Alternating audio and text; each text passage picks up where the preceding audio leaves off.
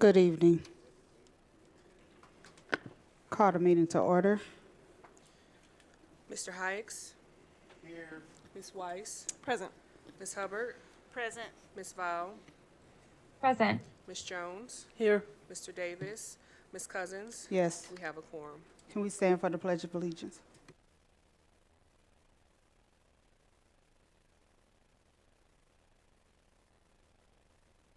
To the flag of the United States of America, and to the republic for which it stands, one nation, under God, indivisible, with liberty and justice for all.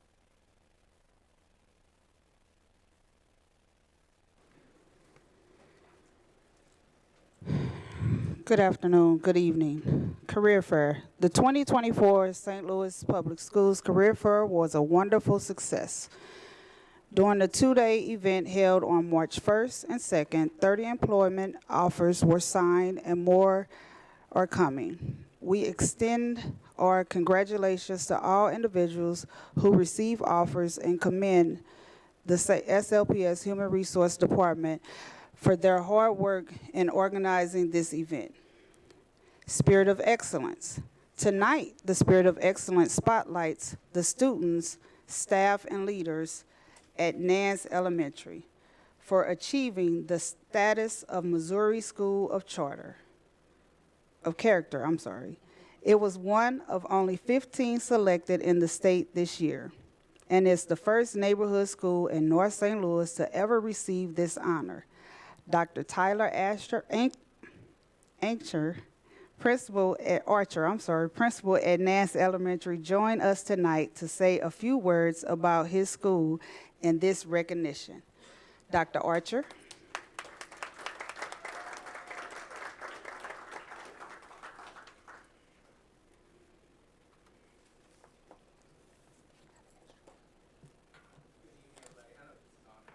It's not.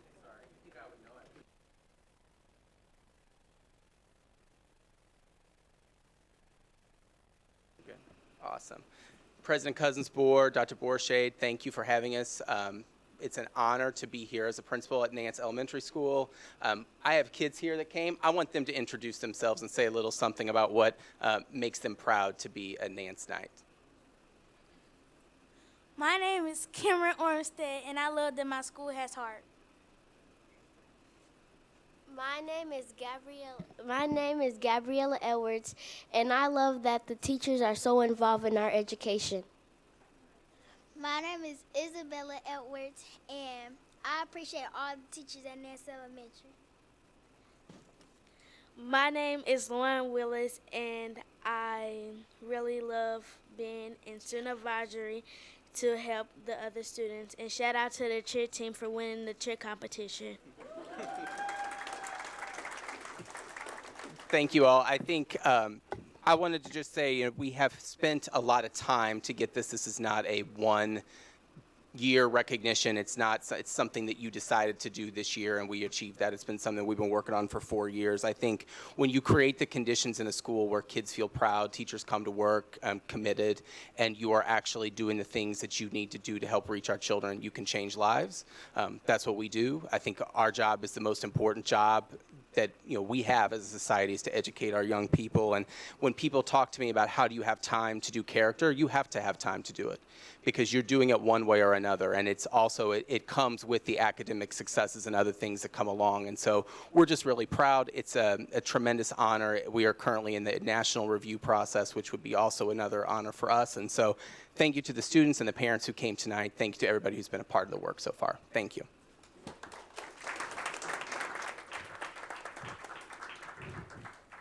Thank you, Dr. Archer, for your hard work as always. Dr. Borshade.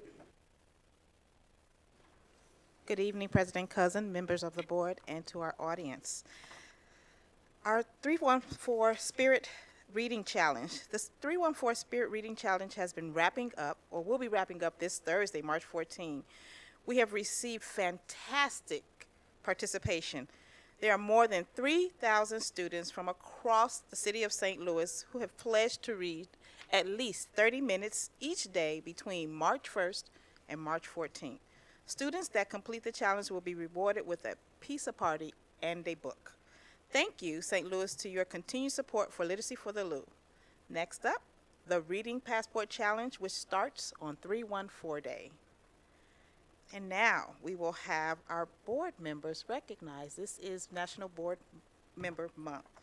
The spirit of excellence also shines brightly on our very own Board of Education members for their unwavering commitment to our district. Mr. Sales, I'll need your support. Board of Education President Tony Cousins was recently honored by the St. Louis Board Member of Aldermen for her contributions to the betterment of our city and its residents. An added joy to this recognition was the presence of her mother, 13th Ward Alderwoman Pam Boyd, who participated in this presentation. In recognition of their tireless efforts, Governor Mike Parson has officially declared March as Missouri School Board Recognition Month. We extend our gratitude to our board members for their leadership, advocacy, and dedication. Additionally, the Missouri School Board Association has recognized the members of the Board of Education of the City of St. Louis for their exceptional leadership in public education and ongoing service to the community's children. Please join me in congratulating the board members as we present them with their certificates acknowledging their dedication and contributions. Thank you all for your invaluable service and making a positive impact in our community. We're going to come around here and take a photo. Can we all come around with your certificates so we can take a photo?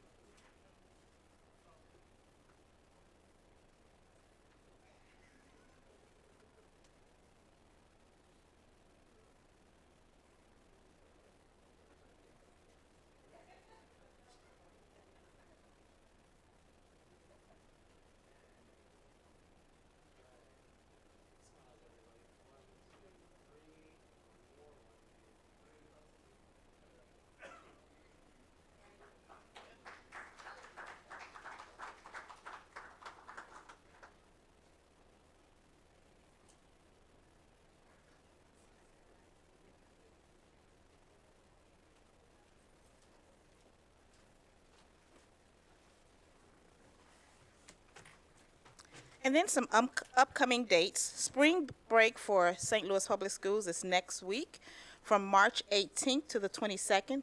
Students will kick off their spring break early because there's no school on Friday, March 15th. Enjoy your time off, stay safe, and don't forget to share all of your exciting books when you read and come back.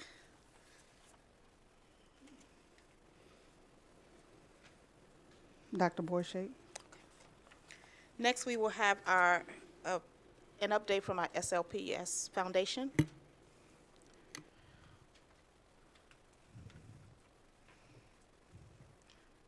Thank you.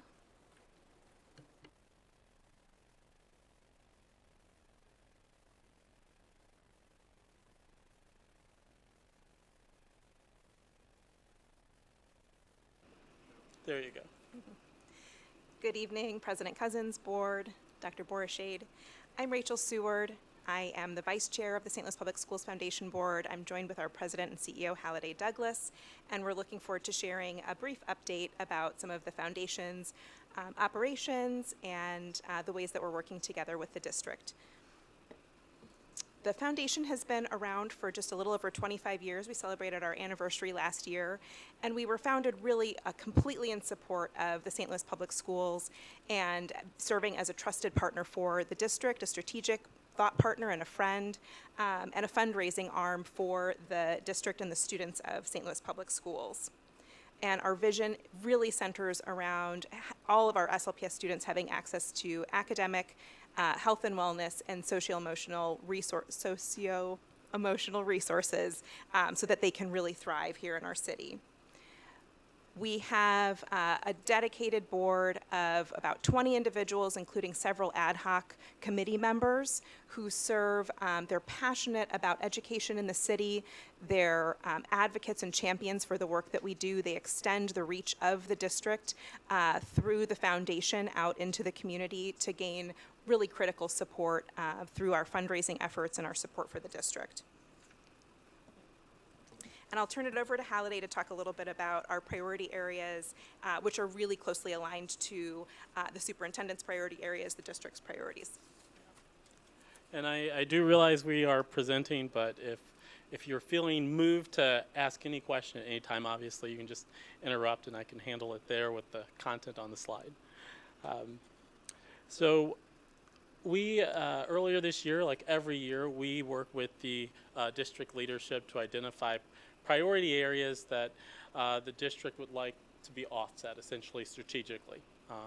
And so where we are this year, where we've landed with Dr. Scarlett's guidance, is really honing in on belonging and attendance.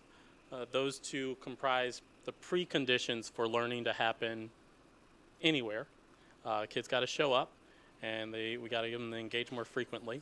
And then the other two, which are pre-K 8 literacy and 6th through grade 12 post-secondary opportunity. And so that's really allowing us to just make sure kids are ready for the world they're about to go into.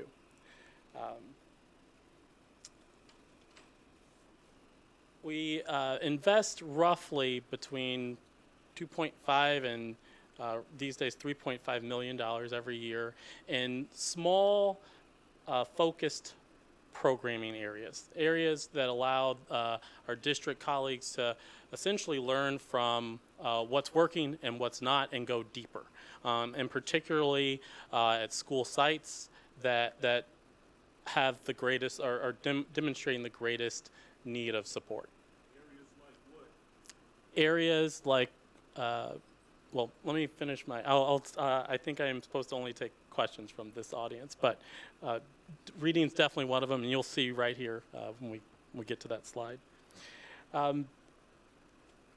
So it's a little bit of money, but what it allows for us to do is, say, take a school site, and I'll just go deeper.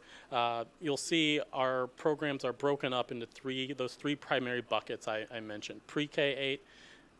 Literacy, 6 through grade 16, post-secondary opportunity.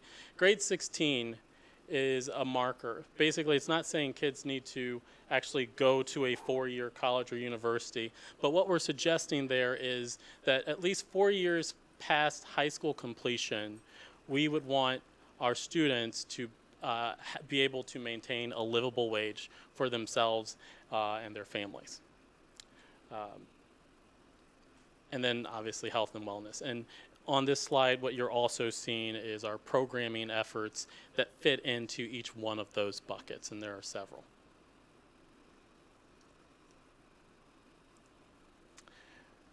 How we operate and our approach to support is really around, essentially we do this thing called we incubate, we refine, and we embed. Essentially, we introduce a proven or promising practice led by a district leader. So again, these are district-led programs, district-specified priorities, and I think a good example would be the Aim for Fitness or Aim Zone schools, where we actually have exercise equipment and little manipulables in certain elementary classrooms across the district. And what we've noticed is that because of the physical activity, there is increased brain and cognitive functioning that happens. That's what the science tells us. And the results we're seeing is above average reading growth compared to classrooms that do not have AIM Zone setups in their schools or in their classrooms. That's in grades 3, 4, and 5 in most elementary schools in the district. But once we figure out what works and how it can work better, that's when the district says, okay, we're ready to actually take this across more schools. And because what we have here is something that really, really works, and we understand how and why it works. This is our process. So we get a lot of questions about how does the foundation essentially operate and collaborate with the district. Every year we set our priorities with the district leadership. There are, we review portfolios with each deputy. There is district designated staff that lead program that's supported by the foundation. And we're there to really provide grant writing support. We're sometimes taking notes during a meeting they're facilitating. We're really there to just show up and be there every step of the way, from when things get funded to when they need someone to go run an errand to grab more food or snacks for a PD session. We're there. The big thing for us that we consider to be really important is based on our equity model is we believe folks who are most impacted by the sort of challenges or opportunity gaps we're trying to solve for must be involved in co-authoring them. And so every program we support, actually, that's led by a district leader, is undergoes a process by which there is feedback from students, from teachers who are involved in that program to continue to refine it and make it better. And lastly, these are what you're seeing up here on this last slide are the key components to any project that's supported by the foundation. What we have documentation and what we meet around. There's always a district lead. There's always an if-then statement. If we do this, then this will happen. So we always want to make sure we're very clear on why we're doing something. And there's always measurement, a way of measuring whether we were successful or not. I know I brushed through that, but I'm sure there are questions. Any questions for Mr. Holliday? Board Member Wise. Thank you for the presentation. Just a couple of questions. I know that you all work with the district leadership to identify priorities and programs, but is there any way for others in the district, say teachers, to submit a grant proposal and then they could get funding for something they're specifically looking to do? That's really awesome. So we currently, we do our best to be tight. We don't just do our best. We are tight collaborators. So what we don't try to do is go out and offer our own sort of programs, but we do have opportunities like educator fellowship opportunities that are part of any program. So we support a program called Leader Redesign. And Leader Redesign is this effort that's going on in about a dozen schools now, where there are teams of educators and I believe in some cases parents who are working together to co-design a program that they're going to pilot in their schools. And so we actually fund that program just in general, but this year we're actually re-upping funding for the implementation of those pilots, which is not something we were doing before.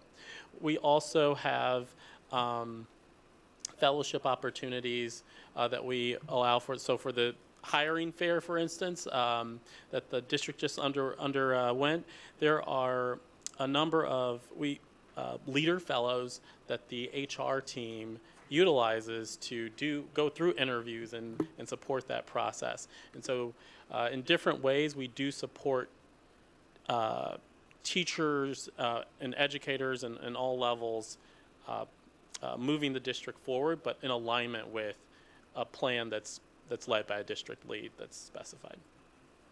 Okay, and my second question is, I know you listed some of the projects that you all have funded, but is there a comprehensive list that we could see of different, so I can, say for in the last year or 2 years even, going back a couple of years now, what or all the projects that you all funded? I can do that. There are, yes, so what you'll see on slide 6, you will see a, in parentheticals next to each one, you'll see those programs that we're funding this year, but I can actually just provide you a very comprehensive list, so. That would be great. Thank you. Okay.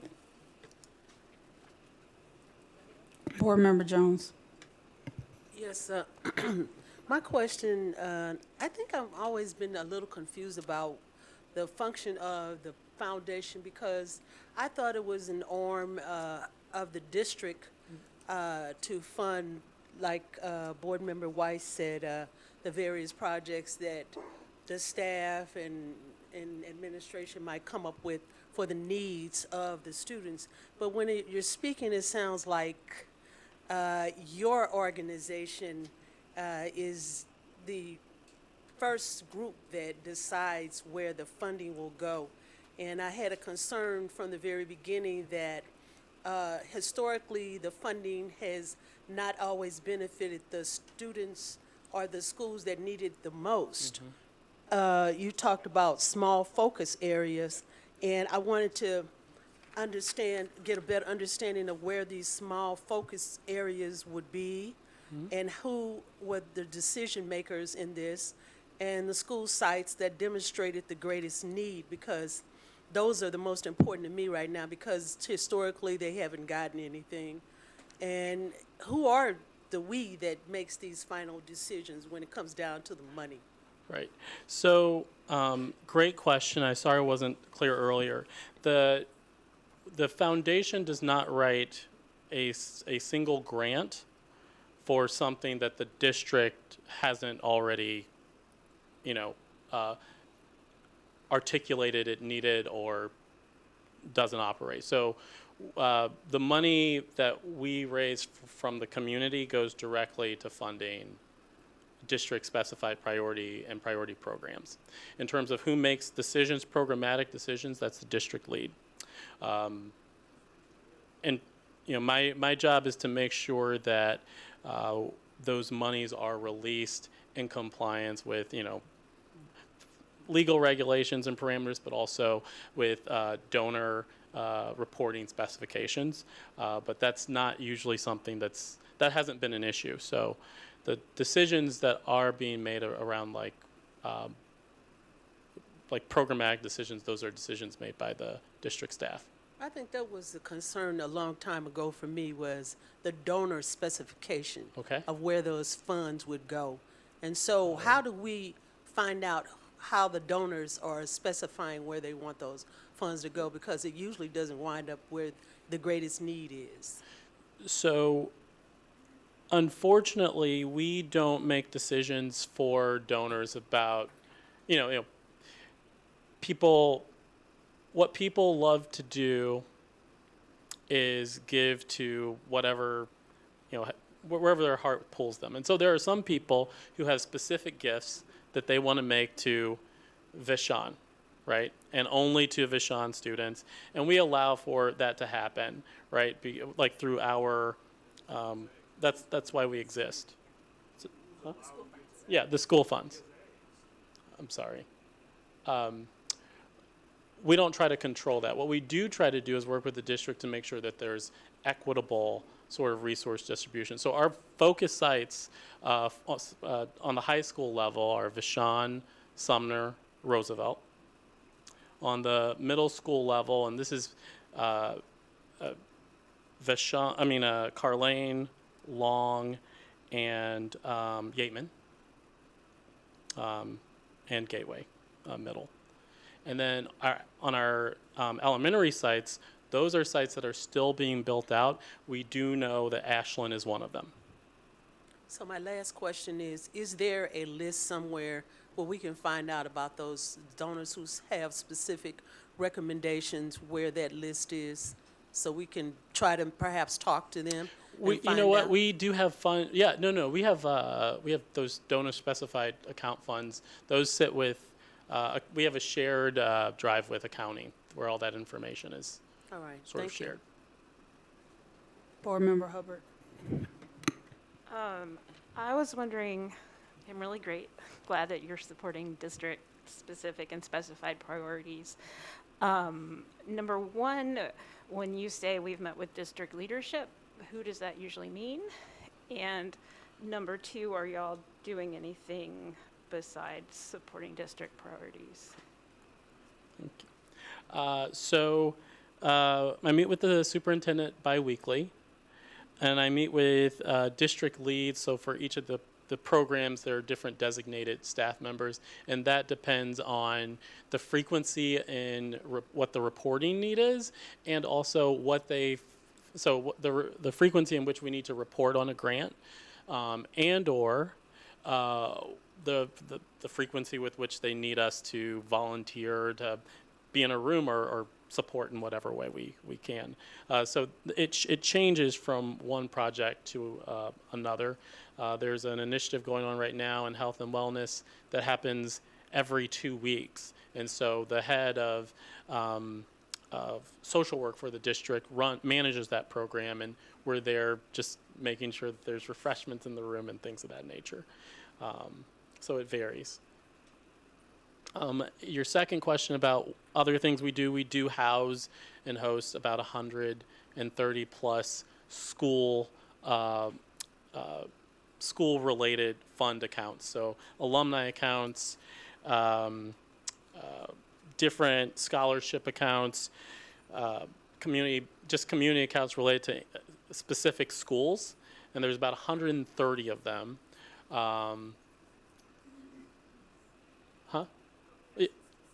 You have 60-some schools, but you have 130 accounts. Different people give for different reasons. You know, Vashon has a basketball account, right? And it makes sense because they're an amazing basketball powerhouse. CVPA has a dance account. You know, these are just different examples of things that have been set up by community to support kids. And so we provide that way for people to give, but also give with a tax benefit. And that's one of the big things that we're here to do and support on, is making sure that the community has a way to directly give. And the reason we have our priority work is so that we can make sure that we can alleviate, to the best of our ability, help alleviate any equity gaps that might arouse from some of the one-sidedness that happens with donor-specified gifts. Secretary Jones. Okay, this is my last question. So I heard you mention the accounts, the 130 accounts. So where is the list of the basketball accounts, the CPA dance accounts? Is there a listing that publicly people can go to see how much these accounts have in them for the different schools or programs? Yes, so your budget office has access to all that account information. We send out quarterly reports we send out quarterly reports to each of the account holders as appropriate. Like if anything changes on their account balance. How does the community find out? Hi, this is Natalie. I just had a question about, sorry, I'm virtual tonight. Thank you. I'm homesick. I was wondering what your governance and goal setting process looks like as a board. So when you're looking at aligning yourselves as a board to the district mission and goals, can you kind of walk me through that process? Like, if you do a board retreat and you are focused on which donors you're going to target or what your fundraising goals are, how are you ensuring that it is in alignment with SLPS? Because we have had some changeover, obviously, in our board, in our district leadership, and our superintendent. The goal is still always to educate kids and equity, but as we change some of the finer points, how are you adapting as a board to match those goals and needs? So yeah, no, it's a pretty dynamic time right now. Thank you for that question. Essentially, what we do is we make sure that so there are two ex officio seats on our board. One is the superintendent. The second one is the designee of the superintendent, their staff designee. And then we also traditionally keep and have always had a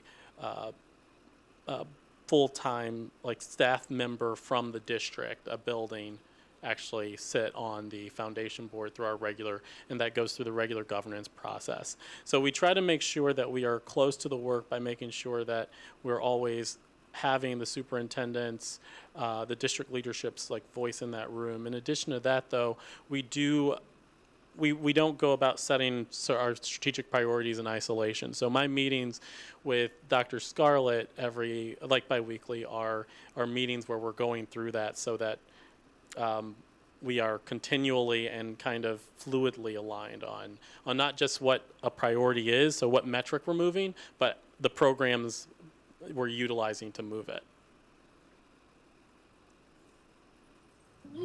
Gotcha. Thank you. And as urgent matters arise in the district, how are you able to shift fundraising goals and needs for that? We move as fast as we need to move, honestly. Like, Dr. Scarlett has my cell phone number. Every member of the cabinet right now has my cell phone number. And no matter like when they call, I pick up simply because that's sort of my number one job. To be responsive and in a fluid way. Thank you. So I'm just curious, do you all actually have fundraising goals? Like, what is your goal in regards to fundraising? So is there a number amount? Our fundraising goals are really not, basically we fund the need. So Dr. Scarlett will say, Halliday, this is what we're thinking in terms of the strategy, or this is the big gap. We're putting funds here and here and here, but what we're noticing is that, not everyone is starting off on like even footing. Like everyone has this challenge, but there's also this challenge going on here, and we're solving for this. Can you make sure you're solving for that? And they put a number, and it goes back to the question about how dynamic we can be. We expect a standard revenue of I don't know, 2.5 million a year, but then we go out and we respond, as needed. I mean, we're waiting for our hair to get caught on fire, really, and excited for that opportunity. Board Member Heights. I know you said that you have money set aside for Vashon and CPA. Like say we got 68 schools. Mm-hmm. So if only time a school gets funded if they have a donor. No. Did I say that right? No. I'm sorry. So when I say focus sites, an example of this, I'm going to share an example. A clear example of this is there is the Beable, which is a curriculum software or application that supports reading, and it's being tried out in classrooms, in middle school classrooms across the district for social studies classrooms. For our focus sites like Yateman, it's actually getting social studies and ELA teacher classrooms with Beable. So it's that double downing, that cross-curricular collaboration, because what we're trying to see is, does this work even better in a dynamic setting? So it's not, they don't, the foundation doesn't raise money for specific schools. We raise money to support specific priorities.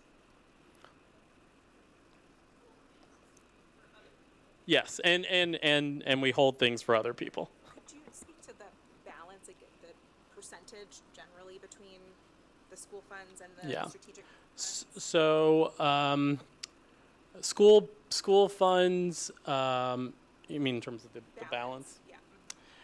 So school funds represent about,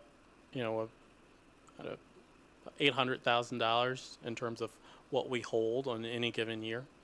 And in any given year, there's another about $3 million that could go toward that's liquid toward priorities, and then there's another like $1 to $2 million that are held with restrictions.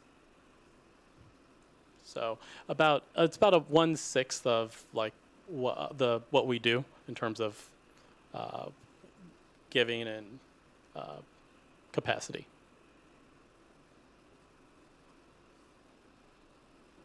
Any other questions for Mr. Holliday? Thank you, sir. Thank you.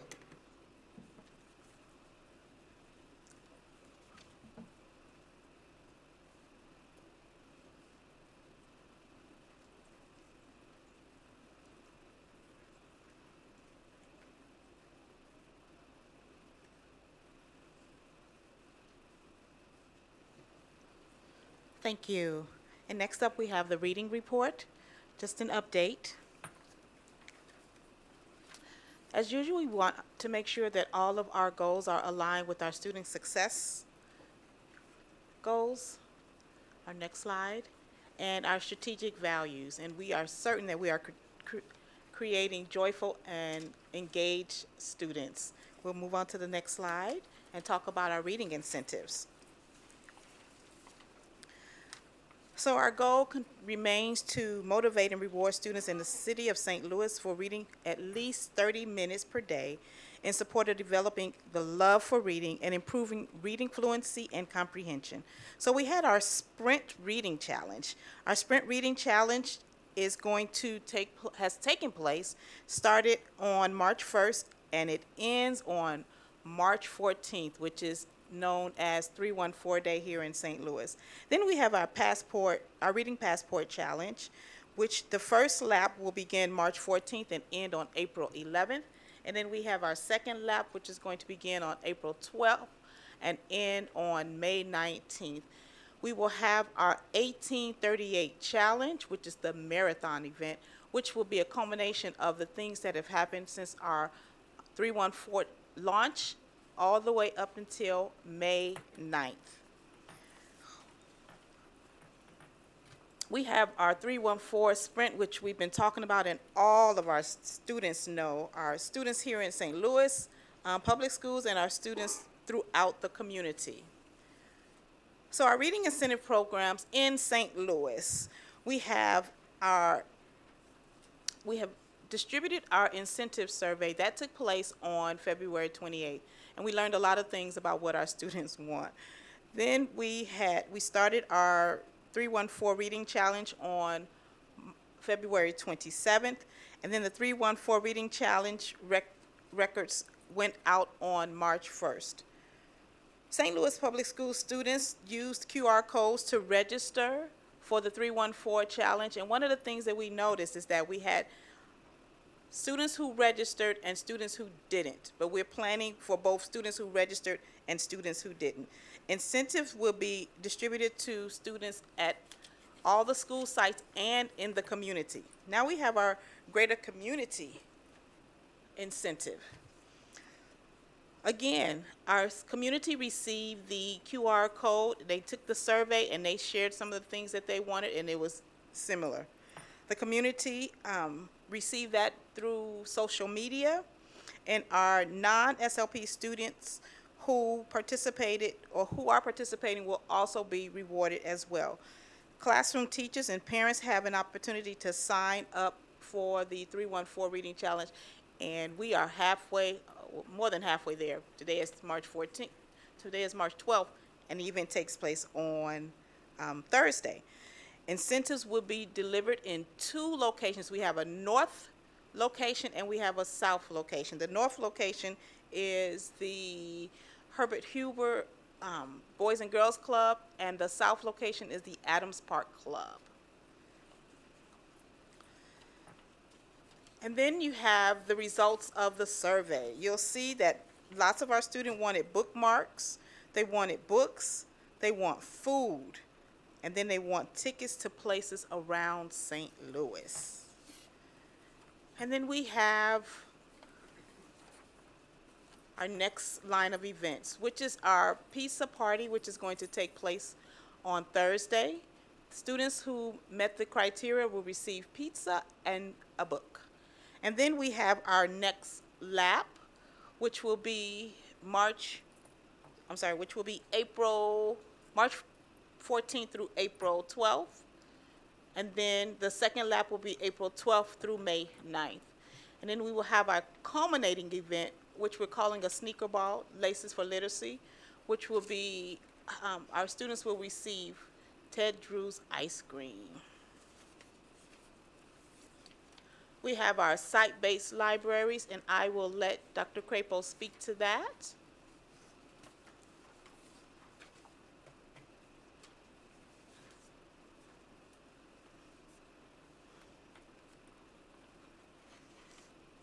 Thank you, Dr. Borshade. So we've talked with the board a few times around the site-based libraries.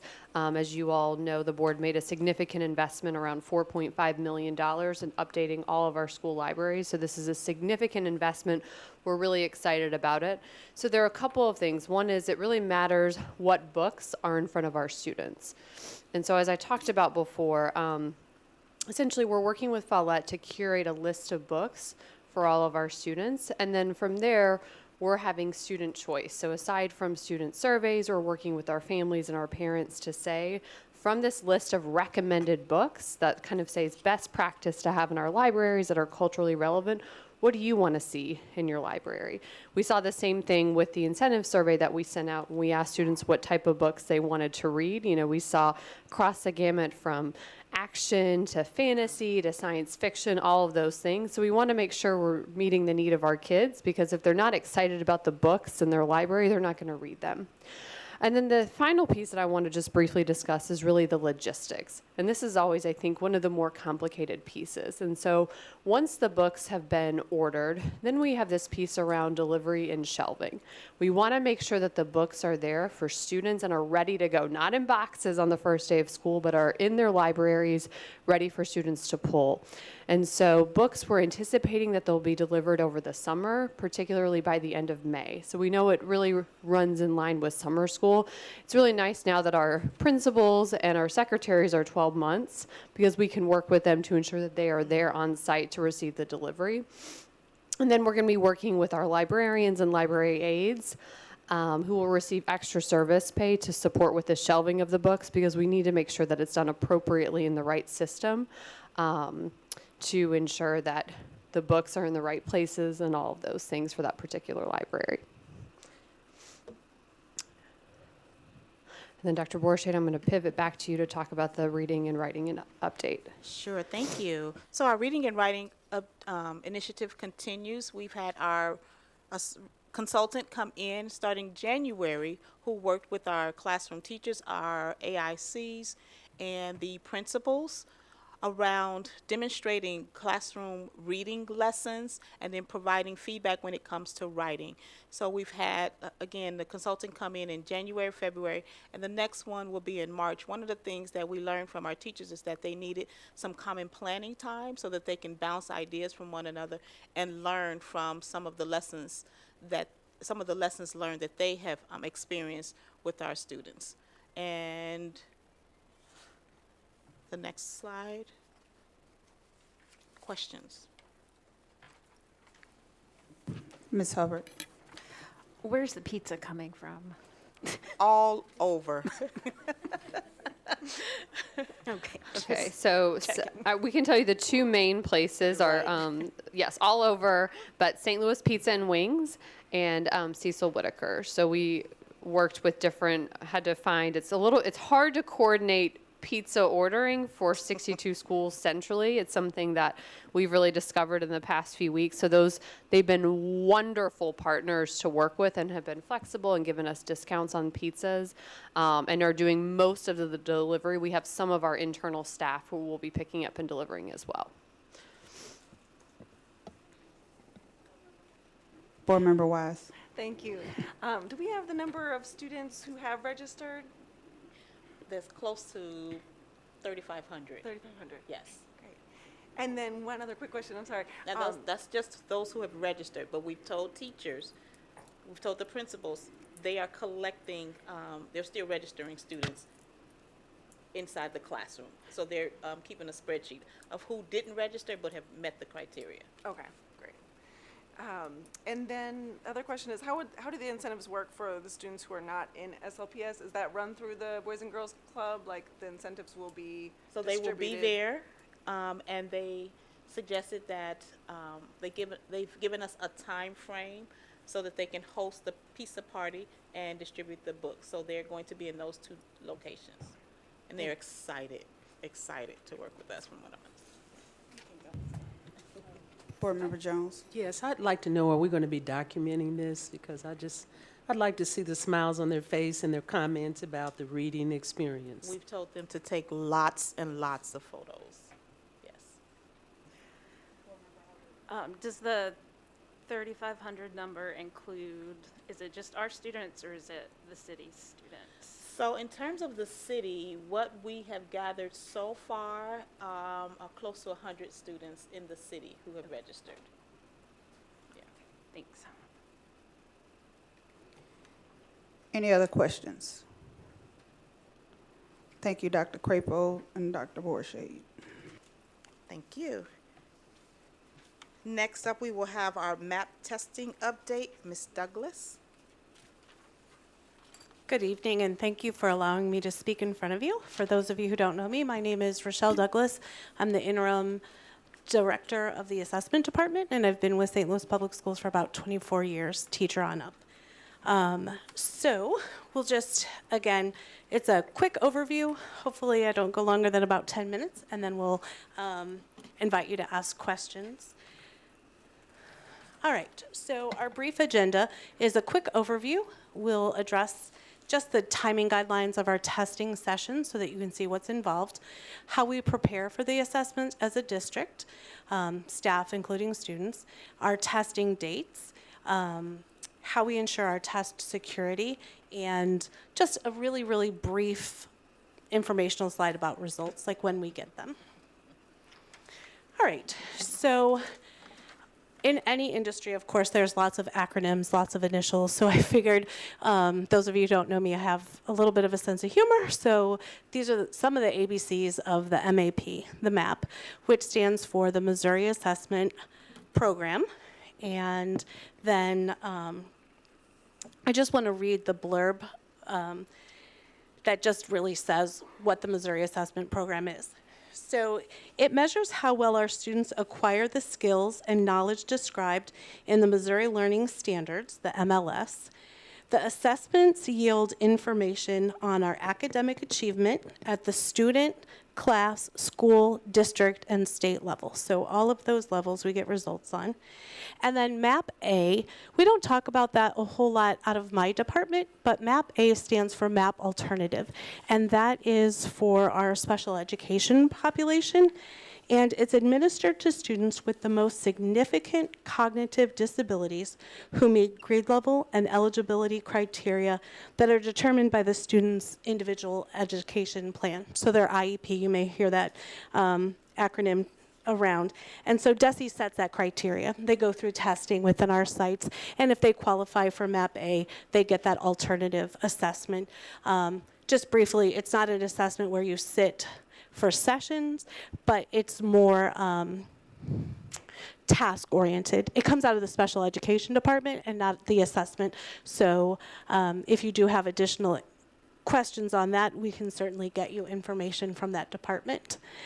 Another initial set that you'll see is GLA, which stands for the grade level assessment, and those are our 3rd through 8th grade students.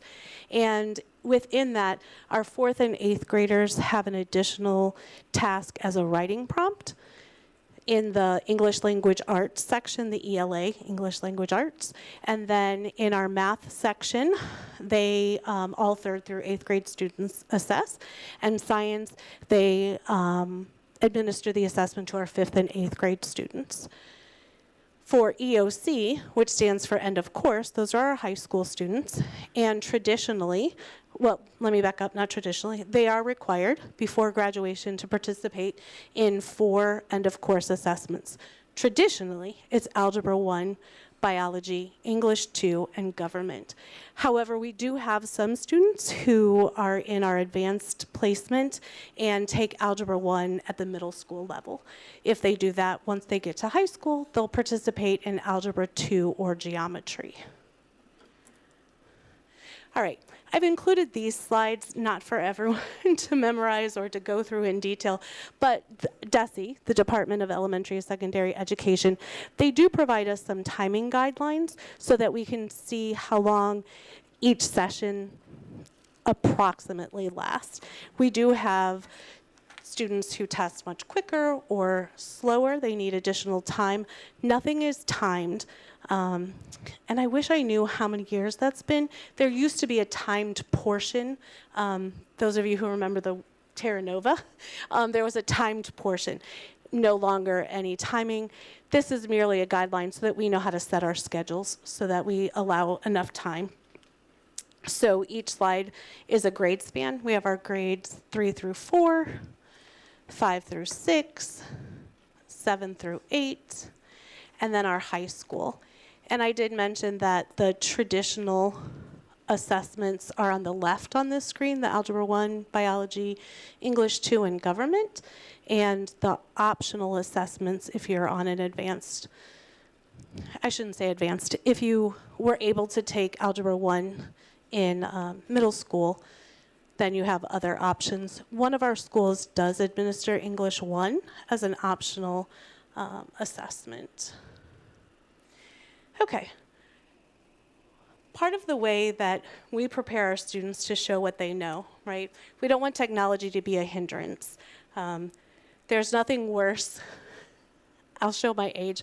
I really do not like ordering from a kiosk, right? I just want to go to a person and order what I want to order. I don't want that to hinder me. And every kiosk is slightly different. And so we don't want our students to come up against that same challenge. So we make sure that they're prepared, not only academically, but prepared with the technology. So that's more my area with the assessment department. DESE and the testing platform provide what's called online tools training. And that I think of as a video game, sort of. It's just a test simulation. Everyone gets the same, every grade level and content gets the same tools training. And they're about 15 questions long. It's not secure.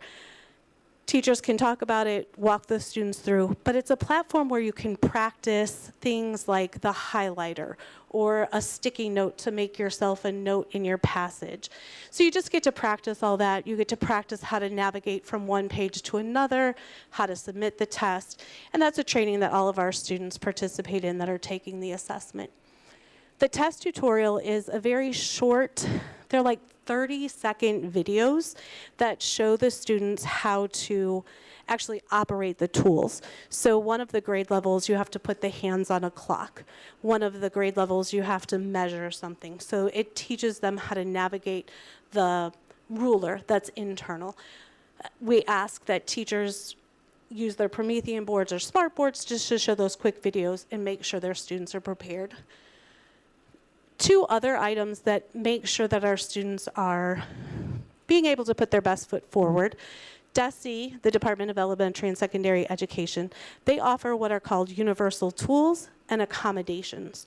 So it used to be only if you had an individualized education plan or a 504 plan that you would get assistance on state testing.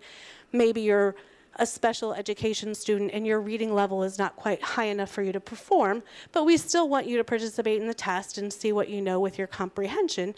So you might get something like human oral read, or the computer may read it to you. Now, within the last couple of years, there are also universal tools that can be afforded to our student population. So things like a calculator, that's one of the accommodations. Text-to-speech, where the computer reads it to you. Even though our ELL students do not have an individual education plan, they may not be at the level where they're reading as fluently as we'd like them to be successful on the test. We're able to assign that text-to-speech to give them that extra support so that they can show what they know. All right, just a brief snapshot of when our windows are. We do have practice windows available where our students are just that, practicing the assessment. For our grade level students, that's March 4th through the 29th. And for our end of course high school students, March 4th through April 5th. So our actual window, the real deal, for our grade level students, April 15th through May 10th, and our end of course students, high school students, are April 8th through May 3rd. Those windows are one large window, and our schools are able to plan their schedules accordingly to meet the needs of their building, and they can test any content area they'd like. In the past, we said start with one, the next week we do another, but now it's an open window, and that seems to work best for each building. That also includes any of their makeup tests that they do. So a few other things that we do to ensure smooth and secure testing is our test security training. Every building in district and every program has a test coordinator. It's a voluntary position, and they work directly with us to receive, us being the assessment department, to receive training towards test security. And then they in turn go back to their buildings and they hold test security training there. Everyone who's been trained also signs an acknowledgement form that we keep on file, and just to make sure everyone's on the same page following the procedures according to the testing manual. We also, in that, it's a twofold meeting, we also provide the training for the testing platform. So the students test in one platform, and then the platform that the staff uses is the area where we put those tools and accommodations. We assign them to each student. We make sure that the students are in the correct testing sessions, and then we print test tickets, secure tests. They have a username and a password. So we go through that training. And then we also offer like open business hours. If any schools need additional support when they're actually going to use the platform, they can log on and we'll walk them through that assistance through a Teams meeting.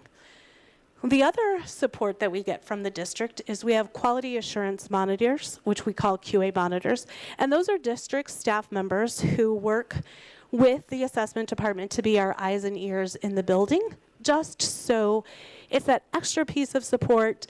It's just a visitor making sure, because DESE has the right at any time to come visit any of our schools, and we just want to make sure that things are running smoothly. And it's not always just like our eyes on the school. It's also the schools have another contact in case they need assistance from us. So it's a two-way thing. Those quality assurance monitors also go through our test security training, and they are provided a form that was created by DESE, but our technology department created it into a forms so that they can easily online do their observation. And then they also interview the test coordinator to make sure, just like what were their procedures for security, what were their procedures for getting technology ready. So we really, really appreciate those staff members that help. All right, just a quick overview of when we get results. So I'm going to start with EOC first. The end of course students, once our St. Louis Public School window closes, we will have their results a raw score, nothing that has a performance level attached to it, but a raw score, percentage correct, within 5 business days. The actual results are scaled scores and performance levels. Those become available to the school districts in the testing platform on July 10th. And then we also receive in the mail or a shipment individual student reports. So we'll have their scaled scores along with a performance level. And I'll talk about that briefly in an upcoming slide. For our grade level students, same timing guidelines on the reports being available in the platform and those reports being mailed to the district or shipped to the district. All right, so some of the keys to success, and I do have a few things that I want to read verbatim from DESE so that I don't twist the information. And I want to apologize. There is a typo on my slide. So MSIP 6 stands for Missouri School Improvement Program, not plan. So it's program. And we're on MSIP 6, so other iterations came before it. And this latest iteration of the school improvement plan is focused on continuous improvement for all schools, the preparation of each student for life beyond high school, and promoting practices that lead to healthy school systems. And that sounds kind of similar to some of our goals. So we're right in line.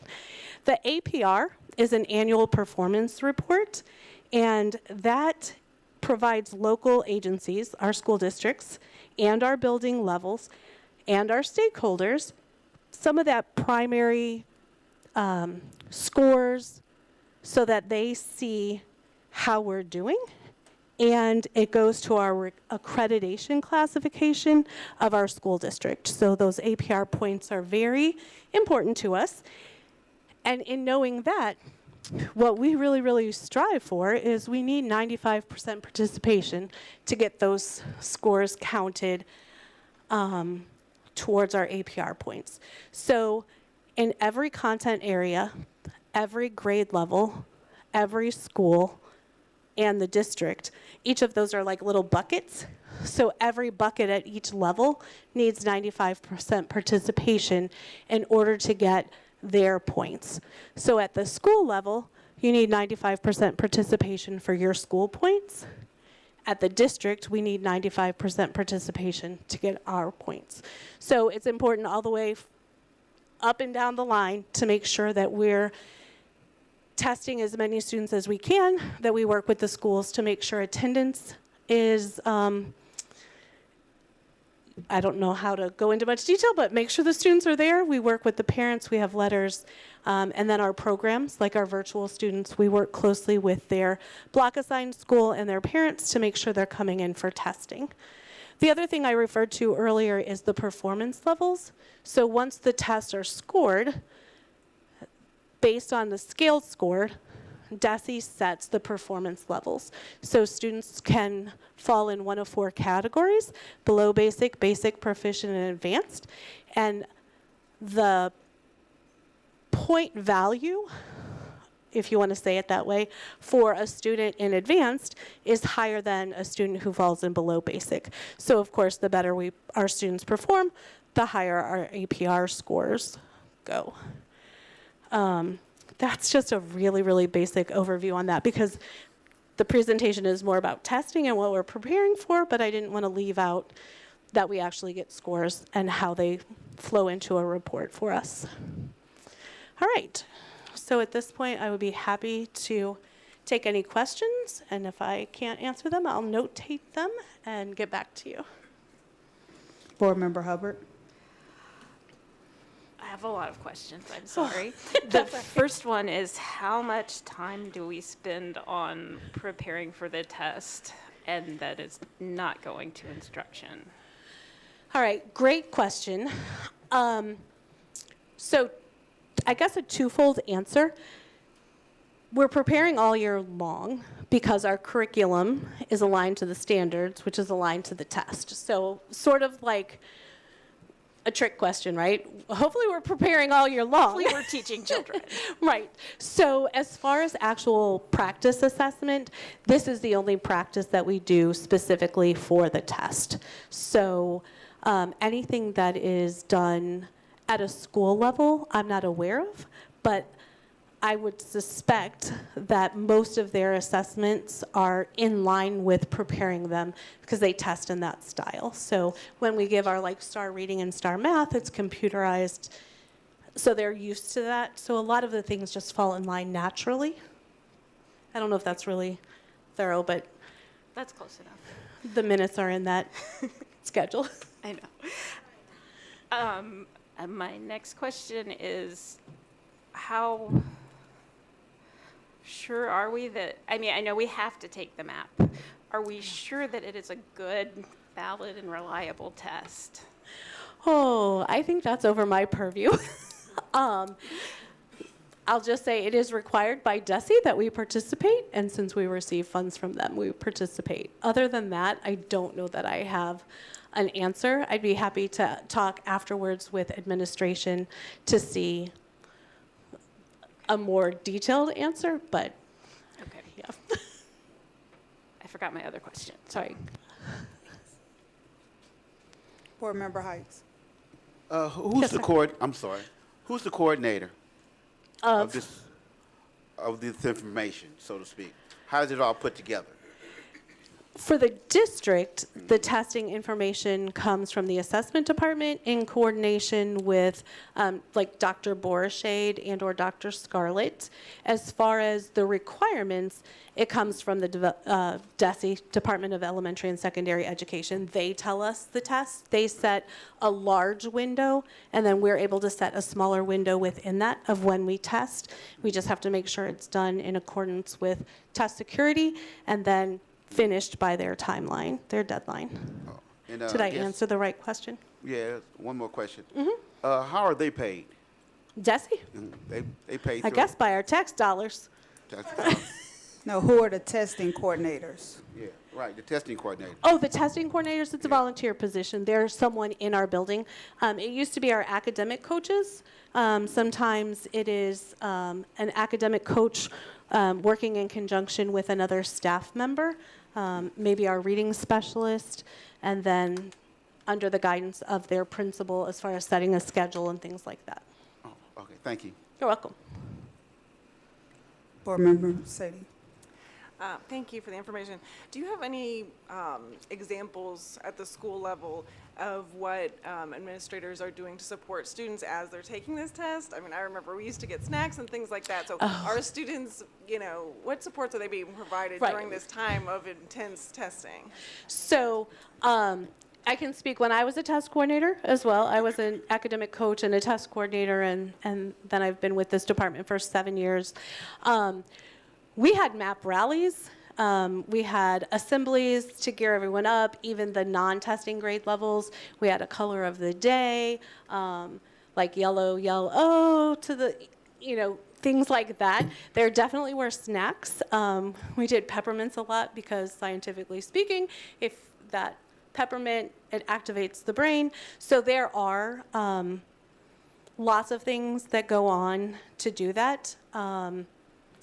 I'm not on the ground anymore, so I know that from some of my test coordinators, those things still happen. We also used to give them a little extra recess break, because at the elementary level, not at the high school, because it's taxing. I mean, we know as adults, so just that downtime to decompress. But there are things that are going on to encourage them. Okay, thank you. And then real quick, can you take a paper copy of the MAP test? You can. That is one of the, it's an accommodation. So if a student has in their individualized education plan that they need a paper copy for whatever reason, or if they need a large print because they're visually impaired, or Braille, we have that. And then also students who maybe our homebound students, they still participate, but maybe they don't have internet connectivity. We'll have a paper-based test for them. Thank you. Yes. And then their answers are transcribed into the system so that the testing platform can score it online, and their results are part of the whole package. Board Member Jones.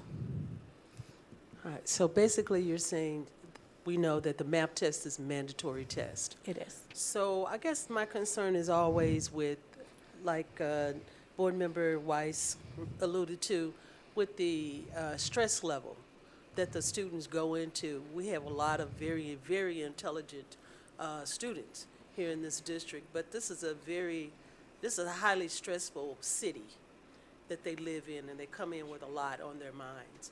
And if this is mandatory, if they don't perform well on one test, do they get a do-over? Because I'm trying to understand. You talked about the tools that you provide, paper and audio, whatever. But the stress portion of it, I'm just wondering, how do we prepare them to go into this really stressful test mentally? So I cannot necessarily speak to the social emotional supports that are provided at the schools. I know that they exist.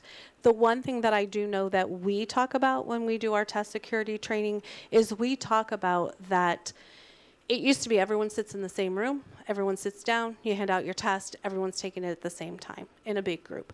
But you're allowed to test in small groups. You're allowed to test individually. So one thing that I always encourage our schools is if you know a test is going to trigger a student, that they're not going to do their best in a large group, please, please, by all means, schedule them separately. If they have a person in the building that they, maybe the social worker, maybe the librarian, whoever the person that they have the best rapport with, they can test with that staff member. As long as the staff member's gone through the test security training, they can be an examiner. So we do, within the confines of what the state is telling us to do, we try to make it as least stressful as possible. The teachers also build up the stamina for the students, and they decide in the building, are we taking one session today? Are we taking two? Some are 15 minutes, so they might pair it with another, or they might just do it individually so that they're not so taxed.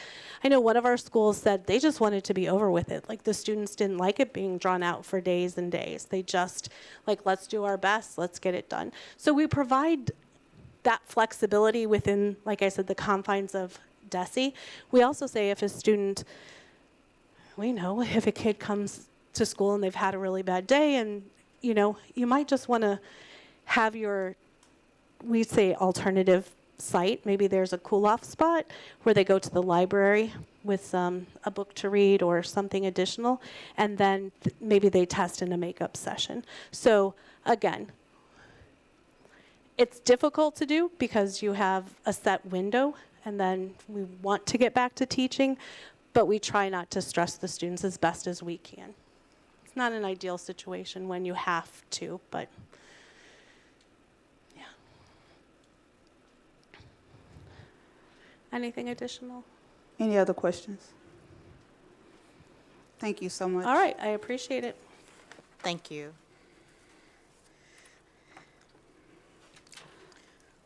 For the 24, 25, and 25, 26 calendar, it's going to be posted for parents to review and then presented to the board. It's going to be posted for 2 weeks for parents to review and then presented to the board. Thank you, Chief Borshade. Consent agenda. Is there any items, questions for the consent agenda, March consent agenda? I wanted to pull 312-2402. It's the second one.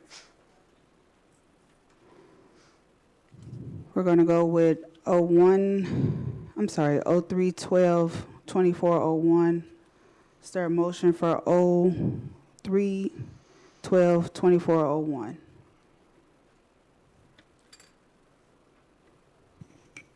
I make a motion to accept 03-2101. Is that correct?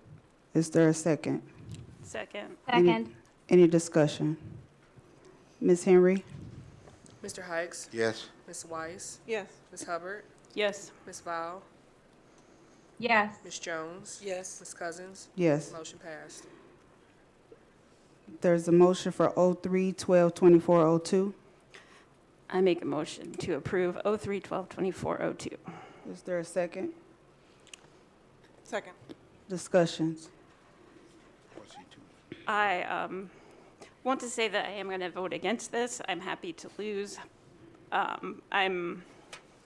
would like our children to spend less time with screens. Since they're taking tests on screens, they're doing homework on screens. So this is just a little vote to say that. That's all my discussion is. Is there any discussion in regards to the varsity tutoring? Ms. Henry? Mr. Hikes? Yes. Ms. Weiss? Yes. Ms. Hubbard? No. Ms. Val? Yes. Ms. Jones? Yes. Ms. Cousins? Yes. Motion passed. Is there any other items on the consent agenda to be pulled?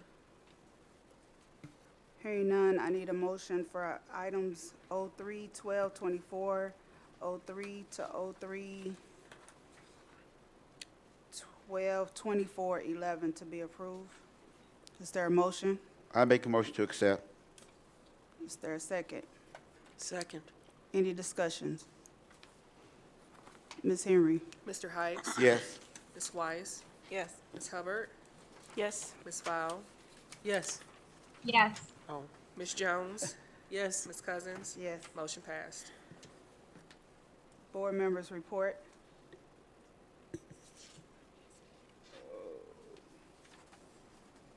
You ready? I'm sorry, I didn't see you. That's fine. I know we always beating this dead horse, but no matter where I go in the country, it always comes up. Charter schools. The reason why the choice is a bad choice, in my opinion. You know, I went to this one seminar where they had backpack full of cash. It's school kids that wasn't in public school, now in charter school, because you know when the kids leave the public school, the money goes with them. No matter how good or bad the charter school is, so it just pains me to see that charter schools trying to pull our good kids, because I don't think I see where the charter school has things for English learners or for special needs schools, special needs students, but here I know I'm beating a dead horse, but this one guy he said it quite well. He said, they're at war and we're complaining. We need to stop complaining and be at war with them, because we know we have a very good public school system in the city of St. Louis. And this problem is not just in the city of St. Louis. It's in Florida, Philadelphia, Chicago. It's all over the country. So we as a community need to come together and say we don't need charter schools. We put all our investment in making our public schools the way they should be. We won't have a need for charter schools. But I'm off my soapbox now. But I would like to also make mention of the Ecumenical Leadership Council when we was having issues with the school buses, in conjunction with, I'm sorry, help me with your name, I forgot, brain lock. Square Watson. We did everything in our power to get buses from churches, because it's a community, right? From churches to get those kids to school. That's our job as a community, not just the board member. That's our job, to get those kids to school by all means necessary, by any means necessary. So I just like to thank Square Watson for doing everything in his power when we was down with the school buses, and I yield my time. Thank you. Board member Hubb. There is going to be a Prop S committee meeting Thursday at 6. And I would like to, I've spoken to Natalie to call a governance meeting, but I need to know when y'all are available to come. So I'll send out an email, but keep a heads up for that. Board member Jones. I had the opportunity to speak at the 12th and Park, I think, Youth Center for Women's Empowerment. Myself and Dr. Scarlett, we were actually surprised with an award. We did not expect it, but we had an opportunity to speak to the young students, the young ladies and gentlemen, letting them know the challenges that everyone is facing in regards to just growing up in St. Louis, and all the students really had the opportunity to hear all the challenges that women themselves have, and it was interesting to see the different women and the different background that everyone was really going through, and how they kind of stood fast and was going through the things that they were going through, but how successful they were. I had the opportunity to see some very extraordinary women who have made it through and are in extraordinary positions.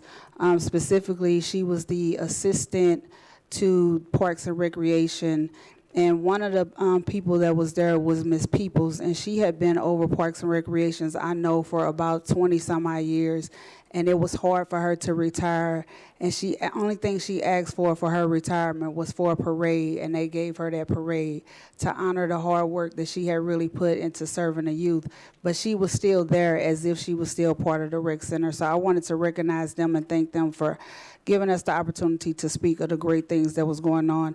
The youth center actually is where I came from. Wallbridge Community Center was my foundation. So it was an honor to be a part of going back and seeing how important community ed centers are. And that's one of the things we will hope to really bring back for St. Louis Public Schools and saving our youth. That's all I have. Anything else? With that said, we're going to go with public comments. Mr. Ronell?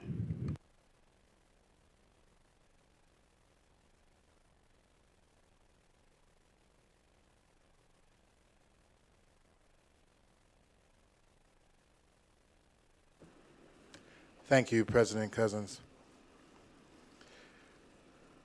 To the community, out of respect for our board members and their mission to conduct district business, we will continue to enforce guidelines for public comments, and they are as follows. Citizens interested in commenting will sign in at the podium between 6 and 6:30 before the board meeting. Commenters may take an available seat in the room. Public comments will occur at the end of each board meeting. Information can be submitted to the board in writing. Each commenter will have up to 3 minutes to address the board, and we will dull the mics. Each commenter must remain respectful and refrain from speaking derogatorily about anyone. Please do not use names. There will be 30 minutes allotted for all comments. If you were not called to speak, you might submit your information in writing or return to the next scheduled meeting with a priority number. Finally, only one person, individual, or group should speak to the same point on one topic. The public comments will go in the following order. First, William Bill Monroe. You have 3 minutes.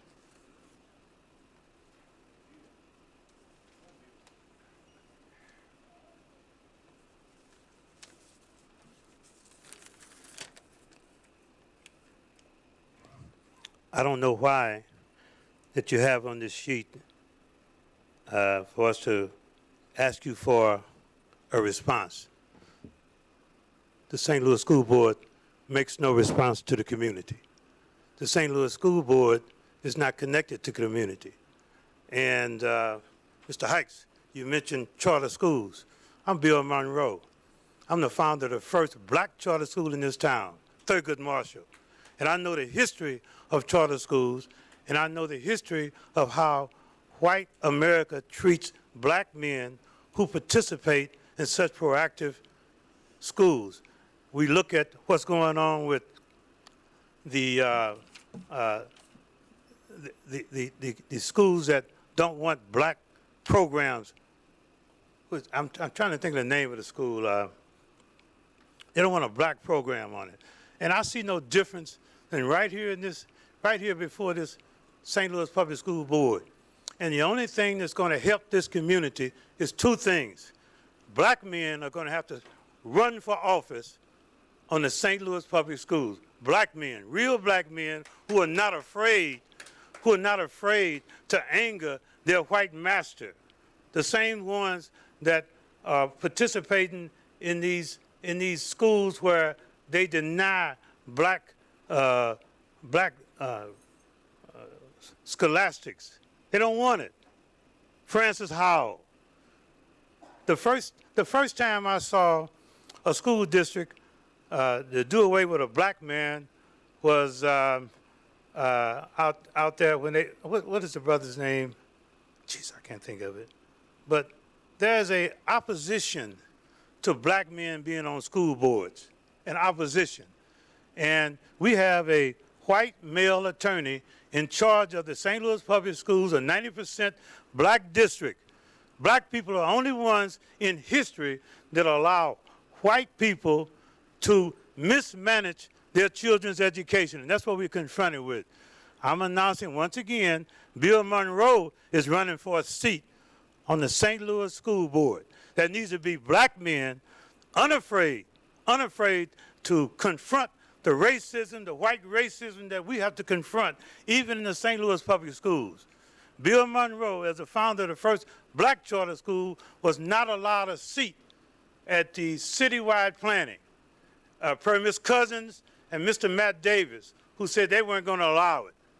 Okay? There has to be a reach out to the community. I doubt very seriously if Dr. Scarlett will last a year in this racially involved climate that we exist in. I doubt very seriously that she has the courage to fight white racism as we see it. Bill Monroe and other black men are going to run for this school board, and I hope some of them are in this building right now. There needs to be black men running for school board. Are there any here that considering running for the school board? Anybody? You consider it? Do it. Do it. And the information that I gave this board about these vacant buildings that are crumbling in our community, involving dangerous things happening in our community, they won't even talk to me. I submitted paperwork to the school district. They won't even respond to me, as if they don't have to respond to black men. Well, let's make it so. If we don't take them to court, let's go to the ballot box. Thank you.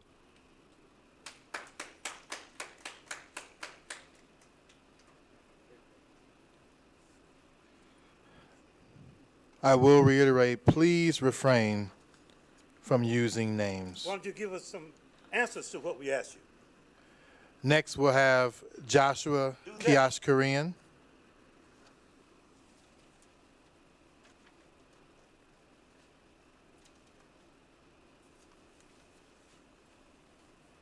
Thank you very much.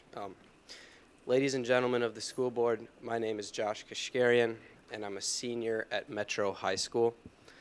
Myself and my 4 other siblings have all gone to school in SLPS since preschool. I'm in front of you today to talk about the issue of the valedictorian selection at Metro High School. So since my freshman year, my peers and I have been told that if we keep straight A's all throughout high school, we would be the valedictorian. In other words, we were told that anyone with an unweighted 4.0 GPA would be a valedictorian. So you can imagine my shock when I found out at the end of my junior year that there was only one valedictorian in the class above me, and he was selected based on a weighted, not an unweighted GPA.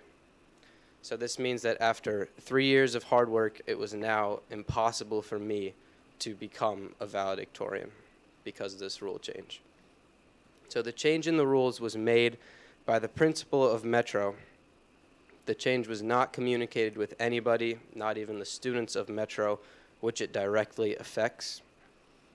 I'm not standing up here to argue which system, weighted versus unweighted, is better, but rather to highlight the blunt unfairness of the change, as it happened midway through all of our high school careers.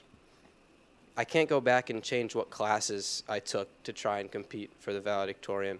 I met every requirement set in front of me from my freshman year. The random, abrupt, and silent rule change made it literally impossible for me to attain valedictorian status. Myself and others have met with 4 levels of SLPS administration regarding the same issue, pleading for it to be fixed. The fact that not a single one was willing to correct the fault was bewildering to me. Perhaps this shows a sense of innocence that I have, because my parents and other adults did not seem so shocked. I believe this innocence is a good thing, and I believe it stems from my schooling. I'm constantly taught to protest, to fight for what is unjust, and to advocate when you have been wronged. Unfortunately, the same people that instilled these ideas into my mind have extinguished them through this experience. I was hesitant to speak before all of you because I'm taught not to talk down upon my elders. That being said, I believe the school board needs to be aware of what is happening within the system. Without people in power having checks like this speech, senseless issues like these will go unresolved on the regular. I'm very aware that this issue only affects a very small group of people, but the implications go far beyond the immediate repercussions. It shows that the institutions that I have looked up to are falling short of expectations. In the end, regardless of whether this issue gets resolved or not, I want to thank you for providing me the opportunity to speak, and this experience was valuable to me. Thank you. And do we take questions during public comment or not? No. Okay. Thank you. I will also reiterate that only one person, individual, or group should speak to the same point on one topic. Mark Kishkiran.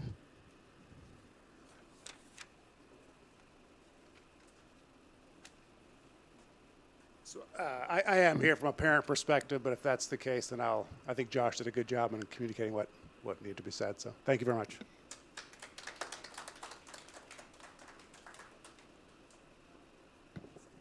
Stephen Lawler.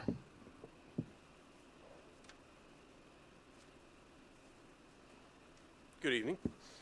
So I come to you as the former principal of Metro High School. On the same topic, but I just want to talk about the students who would have been valedictorian if you don't make the changes. So the following students have earned all A's on their transcripts for their entire career at Metro. Ian Gould, full IB student, member of the varsity baseball team, aspiring film director. He'll study film at college. He has not decided where he will attend. Josh Kashkarian, national merit finalist, varsity baseball and soccer player, will attend Tulsa University on a full ride scholarship. Valedictorian. Jelani Penny Johnson, full IB student, math club scholar, will attend the University of Chicago with a full ride scholarship. Valedictorian. Jael Hollingsworth, full IB student. She will be attending Stanford University on a full ride scholarship. She also received the prestigious Coca-Cola Scholarship. Catherine Lawler, varsity cheerleader, hackathon club president, earned a 36 super score on her ACT, the highest score possible. Is waiting for her acceptance to MIT. Has already received a full ride scholarship to the University of Missouri Columbia. Valedictorian. Abby Leonard would like to study environmental engineering, has been accepted to numerous colleges, has not decided where she will attend. Valedictorian. Katayan Cade, varsity basketball player, cross country, track, featured in a recent New York Times article, would like to study architectural engineering. He has numerous college acceptances. He has not decided where he will attend. Valedictorian. As your principal, I'd like to congratulate you and your parents on these great accomplishments. I've admired your commitment to academic excellence and recognize that you have met the requirements to be valedictorians of the Metro class of 2024.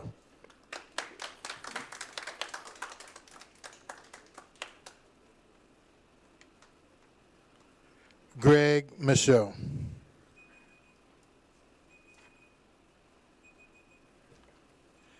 Thank you for letting me speak. I'm going to read a statement. I live right across from Fanning School, and it's about Fanning School. I'm asking the school board, let me put my glasses on.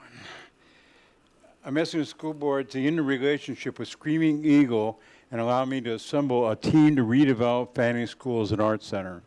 I include 3 documents in what I've given to you.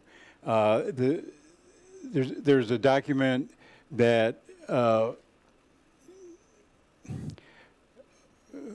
for affordable housing tax credit that was rejected and unsuitable by the state of Missouri. A neutral third party also looked at the proposed project. There's also a document that is an outline of an art center that will be pursued not only for Fanning, but will include broader discussions of strategies for other public schools and conversations with organizations and individuals who support art center efforts. Also attached is an excerpt of a proposed Build Back Better grant application whose implementation looks at vacant public school reuse. The city is now doing a comprehensive land use plan and is an opportunity to match community needs to the many vacant school buildings. This is modeling is aggressive and the successful approach Kansas City uses for school reuse and applying it to St. Louis. I'm asking for 4 months to see if I can begin to put something together. I can report monthly to the board if you desire. There's already a committee of residents around Fanning that will participate and help, although I take full responsibility for getting this done. The goal is to use this effort as a lever to include the city and put the school district in a position to provide the leadership necessary to rebuild communities surrounding these vacant schools. Education is going to be the foundation of the future success of the city. I have a grandson that is in a St. Louis school district. Dr. Scarlett has come from Seattle and quickly identified the many shortcomings of St. Louis. She has voiced plans for the school district to take the arrows of fragmentation, and turn them into a holistic, united era of inclusion and cohesion for the well-being of the children. I'm a builder, that's what I do, I put things together. I've been involved in cities, urban planning, design, development, and worked in underserved communities my whole career. I'm well experienced in the financial aspects of assembly projects, and any recommendation I can come up with will be realistic and doable. I'm a 76-year-old Vietnam veteran. My goal is to assist Dr. Scarlett and the school district by creating environments that protect and enhance the well-being of all children when they're not in school. I know the school district has its hands full with teaching the children of St. Louis, and I will try to limit engagement of the school district personnel. I have briefly met CEO Square Watson several times and feel he's someone I can talk to. There will be questions about the school district's involvement as well as their other initial conversations to get started. I'm confident a solution can be found for Fanning School while developing strategies for other vacant schools. Thank you.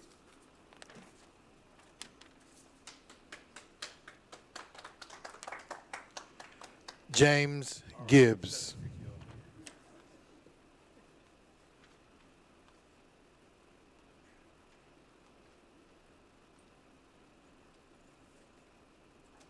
Good evening, everybody. Once again, I'm back, and I just don't understand how to approach this. I do the best I can. I'm down here on behalf of Vashon High School, and the current issue that they're facing right now is the football season and no football coach. This was brought to our attention this past weekend, and while sitting here watching this meeting unfold, I was talking to a guy in the back of the room, and we were told that there was nobody out there to coach at Vashon. There was no coach available. As the story goes, first there was no athletic director. That situation got resolved. Then the next story was there was no football coach.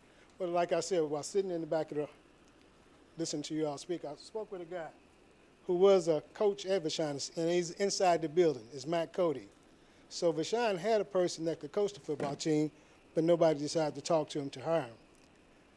I mean, I'm very frustrated as a veteran, given 20 years of my life to this country, to see justice done in my last 20 years here in dealing with the issues of St. Louis and the city of Vashon, because I'm a graduate of Vashon. I just can't understand the injustice that I see happening there. If you got someone who's willing to coach, why not give them the opportunity? We talk about community involvement, but yet and still, we don't get involved. I mean, maybe I need to understand politics a little bit more to see when we elect you all to represent us, why you're not carrying out those duties that some of us want. Maybe we need to be more inclusive, start coming out more, but I'm trying to understand it. I'm trying to work with you all so we can better this place. Again, when you take away football from Vashon and give it another name, that's not the same. If you move it over to Clyde Academy, wherever you're talking about meeting, that's not the same as Vashon. If you want to keep us off the street, give us those sports. I was a scholar athlete. I was the one that's not supposed to be back here today because of the way society said we were doomed. But I got away from that. And I'm back, and I still see the same destructive thing going on. I challenge you all to make a change. And like I say, there's a guy in the back of this audience right now who's willing to coach Vashon. People look up to the name of Vashon. It's not just a gimmick. And I thank you for your time.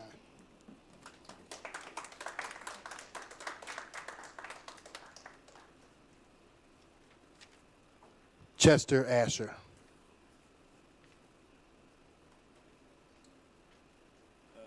It's funny, y'all have someone enforcing the rules, but no one seems to be enforcing the rules for the board. I haven't seen minutes posted for committee meetings actually for years online.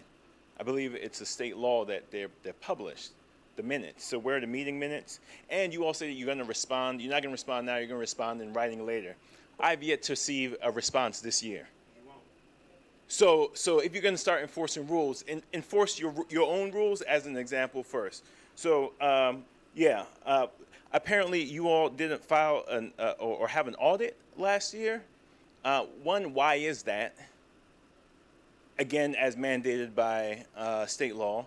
And two, were there monies now that are being denied SLPS because of that failure? And I want an answer to that.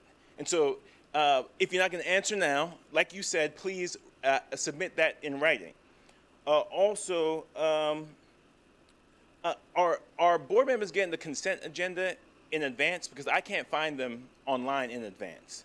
And that is something you all just come here and spout numbers. The public have no idea what those numbers mean or represent. That is not transparency. And again, there were no committee reports. Last month I talked about there being no committee reports. So if from month to month at the board meeting nothing really happens, if in between nothing really happens, you act like we have a successful school district and we can just sit back. One board member said that we have a great school district. What great school district where 13% of black people, black children, only 13% are reading on grade level? How is that a great school district? What choices are you giving our youth when only 13% of them, that means 87% who come to school can't read? That's okay to you? That's enraging to me and should be enraging to everyone else in the public. You all talked about literacy of the Lou. Again, great initiative, and thanks for talking about reading and literacy. You all have to talk about metrics and goals. What is the goal? What is the goal? We have 13% of black kids reading on grade level last year. What is the goal? You need to identify a goal. What are the goals for literacy for the Lou? What are the metrics? How do we know it's successful? You had Dr. Crespo come and talk about the PD. How do you know that's successful? Where are the metrics? How do we know that is leading our children and our teachers towards a goal that you haven't even set? What is the goal? What are the metrics? What are the thresholds? What are we doing? And I'm sorry that I come off as brash or I come off as harsh, but you all continue month after month seemingly to neglect your duties and not to care. You come in here, what is it, 30, how late were you today? You don't even show the respect of just coming on time to at least give us the appearance that you actually care.